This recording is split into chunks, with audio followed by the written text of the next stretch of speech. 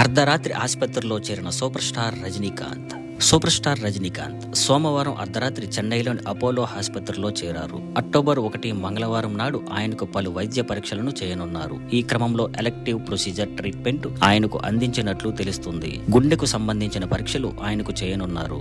అయితే ఆయన ఆరోగ్య పరిస్థితి నిలకడగా ఉందని వైద్యులు తెలిపారు. రొటీన్ చెకప్ కోసం అడ్మిట్ అయ్యారని, ఆందోళన చెందాల్సిన అవసరం లేదని ఆయన సతీమణి లత రజనీకాంత్ వెల్లడించారు. జైలర్ సినిమా తర్వాత రజనీకాంత్ వరుస సినిమాలతో బిజీగా ఉన్నారు. అక్టోబర్ 10న దర్శకుడు జ్ఞానవేల్ రాజా తెరకెక్కించిన వెట్టయ్యన్ విడుదల కానుంది. ఇటీవలే లోకేష్ కనగరాజ్ చిత్రం కూలీ షూటింగ్ షెడ్యూల్ ముగించుకొని రజనీ చెన్నై వచ్చారు. ఇంతలో ఆయన ఆరోగ్యంపై ఇలాంటి వార్తలు రావడంతో అభిమానులు ఆందోళనలో ఉన్నారు.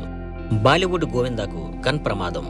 ప్రసిద్ధ నటుడు గోవింద ప్రమాదవశాత్తు కాల్పుకు గురై ఆసుపత్రిలో చేరారు. త్వరగా కోలుకుంటున్నారు. ప్రముఖ బాలీవుడ్ నటుడు గోవింద గన్ శుభ్రం చేస్తూ ప్రమాదవశాత్తు కాల్పుకు గురై తన కాలి మీద గాయపడ్డారు. ఈ ఘటన ఇంట్లో గన్ శుభ్రం చేస్తున్నప్పుడు జరిగింది. అప్పుడు గన్ తప్పుగా కాల్పు చేయడం వల్ల బుల్లెట్ ఆయన కాలిలోనికి ప్రవేశించింది. డాక్టర్లు సఫలంగా బుల్లెట్ తొలగించారు.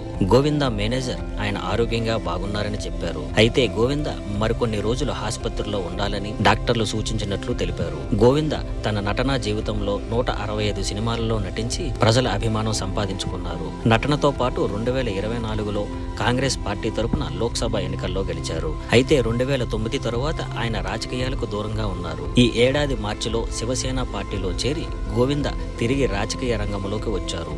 త్వరలో పూర్తిగా కోలుకొని రాజకీయ కార్యక్రమంలో చురుకుగా పాలుపంచుకుంటారు. Thank you for watching. మరో వీడియోతో కలుద్దాం. Please like, share and subscribe.